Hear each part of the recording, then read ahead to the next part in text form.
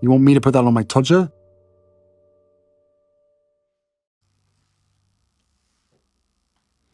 This one's wife. Another clown joins the circus. Hello, I'm H.G. Tudor. This one's wife's track record when it comes to hiring and retaining staff is not particularly good. This is because, as a narcissist, she is very difficult to deal with. She has unreasonable expectations of what people can do, because her narcissism causes her to believe that, in effect, people are mind readers. Since she is the center of the universe, they ought to be able to anticipate what she requires, to understand in advance what is needed, and when they fail to do so,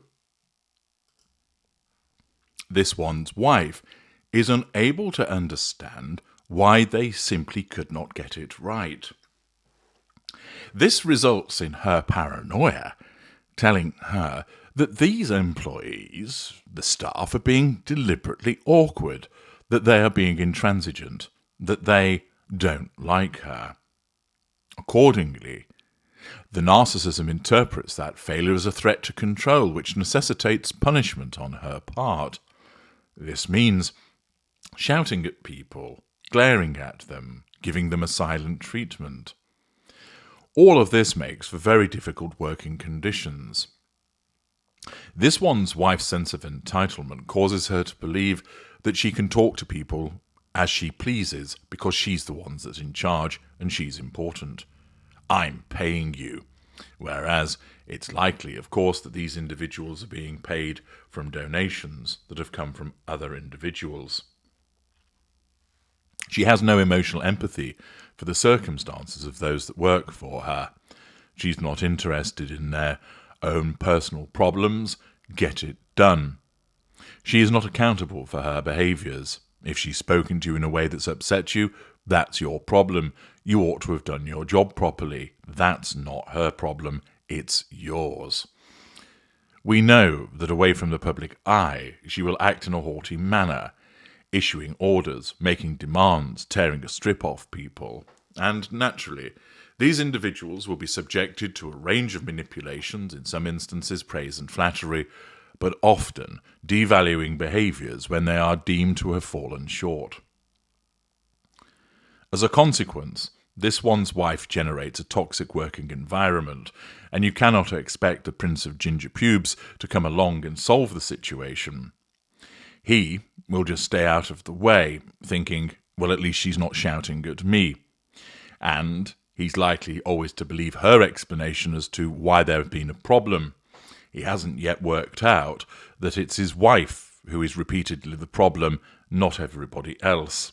She will spin it to suggest that it was the other individuals, the member of staff, the employee, that created the problem, and therefore that's why she shouted at them. Harry has yet to see through what that actually means. Accordingly, this all results in a high turnover of staff, and as has been reported elsewhere in parts passim, we have seen that turnover, with staff complaining about being bullied and a high turnover of employees vis-à-vis Archwell. It's all linked to the fact that this one's wife is wholly unpleasant to work for. Not only is she a humorless, charisma-free individual, the demands that she places upon her employees will go beyond that which would be ordinarily expected of individuals, and the way that she treats them will be unpleasant. You are there to do her bidding. After all, she is the queen, and if you fail, then you are painted black, and you will be treated accordingly.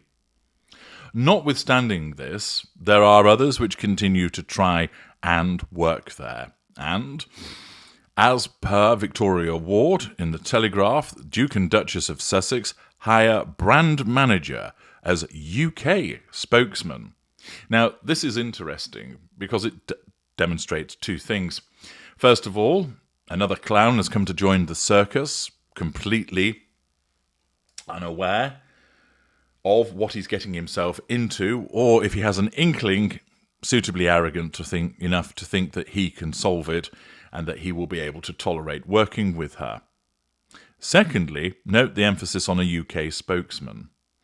This one's wife's level of delusion remains so high that she believes that she can still crack the UK. She believes that there is a market there for her and that her image in the United Kingdom is capable of being rehabilitated. That shows you how deluded this woman is. After she has insulted the United Kingdom by suggesting it's a country of racists, as she has repeatedly insulted the late Queen and Prince Philip, which has horrified many people who are royal supporters, or ordinary decent individuals who think that somebody who has given their life to service ought to be afforded suitable respect, this one's wife has gone out of her way to basically slander the United Kingdom on a regular basis. Notwithstanding her devaluing behaviour towards the UK's press, royal family, and its populace, she still believes that it is a place where she could turn her image around. Her narcissism doesn't say, "You're the problem, and that's why they're upset." What it tells her is, they were unreasonably horrible to you. If they get to know the real you, they will come to heel. They will adore you. What she doesn't understand is that the United Kingdom largely already knows what she is. A poisonous, abusive, unpleasant woman. And many individuals understand now that she is a narcissist. Nevertheless, her narcissism persists in causing her to believe that she can attain this popularity, and the appointment of a brand manager as a UK spokesman demonstrates just how deluded she is. But it's also entertaining because it shows how she's going to be set up to fail. This is the problem with her brand of narcissism, if you can call it as such. Whilst it's advantageous to push her, it takes her to a point whereby it goes beyond simple self-confidence and strays into the realm of out-and-out delusion, which means that she keeps making the same mistakes over and over again and never learns from them. With some narcissists, the self-belief propels them to fame and fortune. They truly believe that they will achieve those things, and therefore they push, they elbow people out of the way, and they climb the ladder of success. Often those individuals do have some ability and talent, and the narcissism combined with that inherent talent allows them to pull people off the ladder in front of them, stamp on the fingers of those climbing up behind them, and achieve their goals, and importantly, stay there. But for many narcissists, this one's wife included, this level of self-belief is actually delusion, because there's no talent to back it up. There's no popularity behind it. There's no charisma or magnetism. And therefore, she believes she can make it in the United Kingdom, even though there is no evidence to support that. And thus, by attempting to do so, she just makes herself look stupid and causes even more people to turn against her. Thus, this delusion doesn't help her. But who is the individual that has signed up for the circus that is the Sussex household?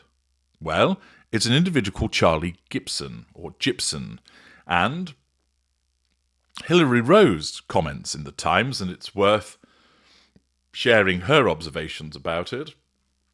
Hearty congratulations to Charlie Gibson, the latest recruit to Team Sussex. Gibson has been charged with managing the public relations for Harry and this one's wife in the UK and Europe, a job that seems not so much a poisoned chalice as a poisoned puddle. According to reports, Gibson, 41, will work with their US PR team to explore the knotty problem of exactly how many employees it takes to make people love you. And Hilary Rose there neatly sums up what it's all about. Nobody loves this one's wife outside of the deluded sugars, because they know that she's unpleasant. Yet she persists in trying to make the world love her, and to do so through the chicanery of PR. The article continues by explaining that Harry and this one's wife are in illustrious company on Gibson's CV. In the past, he's worked on brands including Mars, Pedigree Dog Food, Cadbury, Lucozade and Domino's, which sounds like the menu for a stag night Harry may have organised back in the day. This seems to have strange echoes of life as a royal, or maybe I just need to lie down. But all of this has, I learn, helped to make him excellent at media relations and strategic communication planning. We note in passing that some of that might have been useful after the near-catastrophic car chase in Manhattan, for example, when there were definitely cars, but not much else. This one's wife is said to be keen that he boost the work of the Archwell Foundation on this side of the Atlantic, delusion, and address her popularity problem. A problem that the revolving door of staff shays this one's wife and Harry does little to dispel. Note there, she recognises that she has a popularity problem. However, she doesn't understand that it is inherently linked to her behaviour, her personality. She thinks that it's the perception of her that's the problem, and that the problem lies with other people, and therefore it is capable of being changed. It isn't. She is so extensively scrutinised, she is so extensively written about, and much of that is by her own doing, that so many people are sick to the back teeth of her. She's overexposed, and overexposed in an unpleasant way also. The views of her are so entrenched that there is no redeeming of her. There is no way that all of a sudden, or even over time, that people's image of her is going to alter. They have seen enough, and indeed, each and everything that she does, as I explained in recent parts passing, rather than take her towards rehabilitation, just causes people to realise, actually, look at all of this evidence that shows that she's a wholly unpleasant narcissist. We gave her a chance at first. We thought maybe it's just because she's American, she's having to adjust to the royal family, but no. Given the year upon year upon year examples of her behaviour, we now see that she really is the problem. Hilary Rose continues by explaining in the 6 years since they married, 17 employees have fled to pursue other opportunities, as they say, amid a flurry of NDAs and allegations of bullying. Consistently denied by the couple, they were serious enough for the palace to commission an investigation, and serious enough for the subsequent report to be buried. But back to today, when Gibson's inbox will be weighed down by news that this one's wife has made some jam, and Harry has given a sadly underreported speech. Travel and tourism relies on destinations held together by communities, he told Travelist, a travel organisation he founded, without which we have nowhere to travel to. Quite so, Harry. Or will Gibson be able to improve on the deathless prose of Sussex.com? I read that, after a recent polo match in Florida, the Duchess was among the many esteemed guests in attendance and presented the trophy to the winning team. Esteemed guests? Presenting trophies? What is this, the court circular? Character trait acquisition. And the jam situation is bothering me. The 50 jars released so far are numbered like limited edition artworks. But who got number one? The Sussex Survivors Club? Why have we not been told? And more importantly, why have they not bragged about it on social media? The polo player Nacho Figueres and his wife Delfina Blackhair only got jar number 10, and they're the closest things to friends that this one's wife and Harry seem to have. If Oprah got number 1, she stayed uncharacteristically stum. She did appear recently on a special anniversary cover of People magazine with a corgi at her feet wearing a crown. So the post-Megxit PR strategy is clearly a winner. Who needs the royal family when you can be a corgi at Oprah's feet? Harry and this one's wife have had dinner with Gwyneth Paltrow and Cameron Diaz. So did one of them get number 1? Radio silence. Instead, alongside a hot polo player and his wife, we have some actress who used to be on Suits. Evidently, there are lots. Abigail Spencer posted her number 6 jar on Instagram alongside the caption, "This jam is my jam." With insights like that, we can only hope that she's being lined up to appear on This One's Wife's new home cookery show or podcast. The former is being filmed in someone else's home, while the latter has been postponed until next year. So many PR people, so little positive PR. Charlie, what have you done? They're the observations of Hilary Rose about the fact that Charlie Gibson has come along and has been recruited to the poison puddle, as Hilary Rose describes it, for the purposes of advancing the PR interests of This One's Wife in the United Kingdom.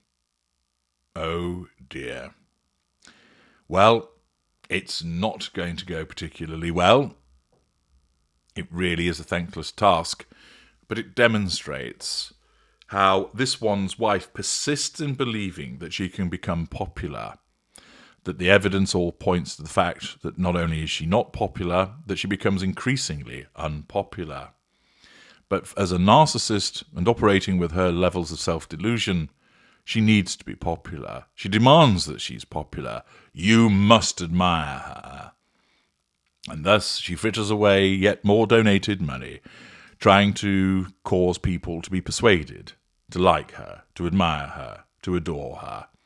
And poor Charlie Gibson is the latest individual that gets drawn into the clusterfuck of the circus that is the lives of the Sussexes. We wonder, how long will he last, as he becomes another member of the Sussex Survivors Club, drawn in, chewed up and spat out, subjected to the devaluing behaviours of a narcissist on her unending quest for popularity, which, of course, she will never achieve. I'm H.G. Tudor. Thank you for listening.